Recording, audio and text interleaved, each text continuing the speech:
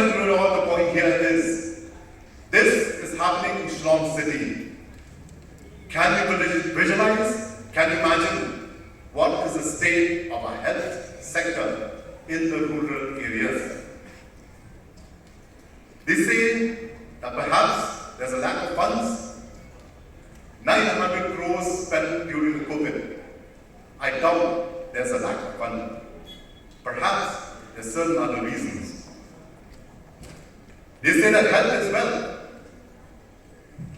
But the saddest part is that a lot of people are not able to get help because of lack of resources. Another mother called me up. Sir, can you help me? My son has just finished his schooling and now he will be joining class 11. I cannot afford to send him to a private school. The least I can get is 10,000 for admissions and 800 rupees a monthly fees. Sir, if you can help me get to a government school, either he continues studies or he starts working as a laborer. I said, come, I'll try.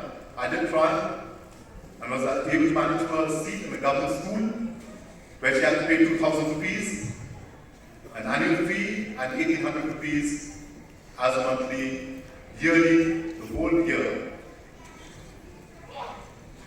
She is not a single case. I've met hundreds of people like this, where the children had to forego school because they do not have the resources.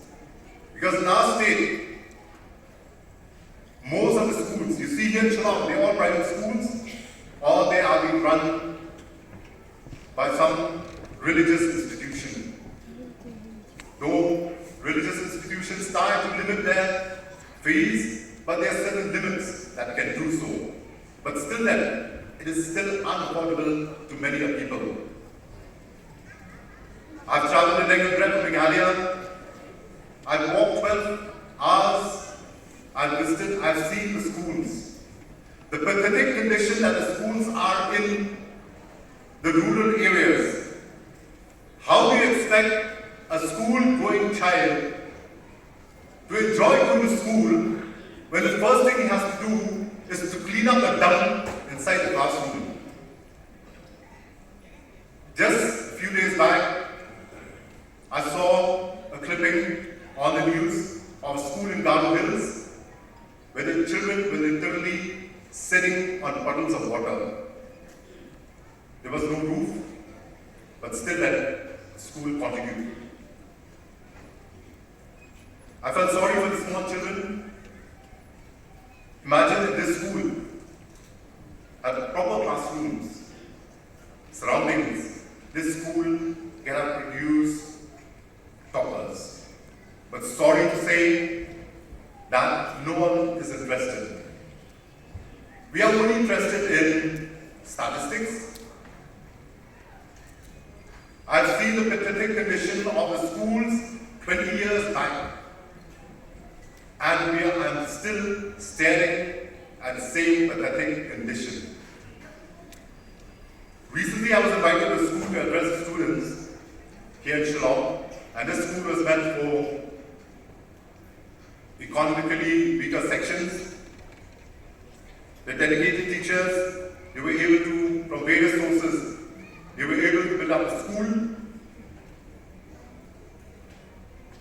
And they gave a presentation where this school produced toppers. What I'm trying to say here is it is not the economic condition of the child. It is the condition that schooling is being inculcated, given to him that matters.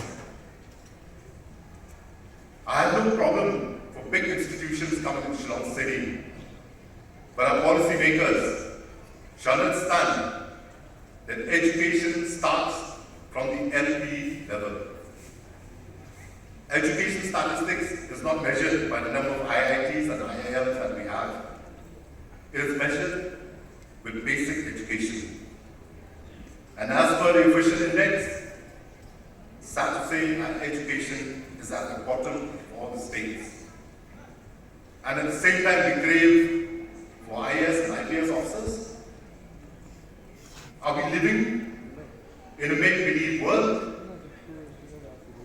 When I mention education, I also refer to sports development. There are many children who prefer sports rather than education. But looking at the way our recently conducted games for the young juniors here in Shillong City, I would advise our budding young talents not to take up sports in state of Meghalaya because there's no future for them. Children from different districts, they gathered at the sports venue to compete. They came with full enthusiasm, but when they landed in Shillong, they were miserably treated. It was for everyone to see. Everything was a mess to the extent that at the death of night, the organizers had to be pulled up. This is how we treat our budding talents, and we expect them to be national gold medalists, Olympic gold medalists. A PhD, a doctorate degree, a PhD degree holder, a young girl came to my house along with a mother, and she requested me. She said, "Sir, I finished my PhD from NEHU. Can you help me with a job?" I said, "I'm sorry. I mean, being a PhD, I would expect her, she must be looking at some very high-profile job." She said, "Sir, I want a class 4 job. You give me a cleaner job." I was quite shocked. And she said, "Sir, trust me." She said, for so many years that I've held this doctorate degree, I feel that perhaps this doctorate degree of mine can help me get employment as a cleaner. As usual, I told her to put in a CV. She put it in. And the saddest thing is that she never mentioned Doctor or DR, proudly prefixing her name. I asked her, I said, "Why don't you put doctor in front of your names?" She said, "No, sir. I feel ashamed of calling myself a PhD holder." This is the state of affairs our young boys and girls of all qualifications are facing. I have people coming seeking jobs from me, from class 8 to a master's degree, a BTech, an MTech. The only degree that I have not got a CV in is a medical doctor. Thank God, at least medical doctors have not come to me with a CV. This only indicates that there's a lot of scope for doctors in our state, but remember, Meghalaya is the only state that does not have a medical institution. Have you really seriously thought what future lies for our young boys and girls? Frankly, I should tell the new generation, if this is the state of affairs of our state of Meghalaya, then I'm sorry to say that you have no future.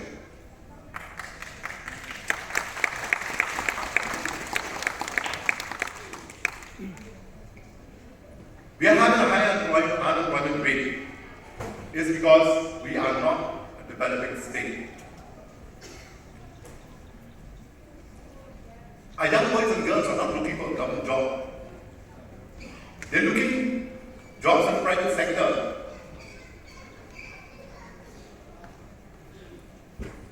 One day a girl came and met me, and she's a master's degree holder. And she said, "Sir, can you help me with the job? I heard that you have been giving a lot of jobs to people a lot." And I asked her what was she doing. She said she was working in a company in Kharkrang. I said, "Then why are you looking for a job?" She said, "Sir, they pay a very small salary." So I said, "Please don't mind. not getting visited, but I need to know. So please tell me how much you're getting. She said, sir, I go and work at 9 o'clock in the morning, come back at 7 o'clock, I get paid 3,000 rupees. I told her, this is not employment, this is exploitation. This is not employment. And because we do not have policy, people who offer jobs to our young boys and girls, they take advantage of them and say, you take the job and leave it. And poor children, they have no option. They have to take it.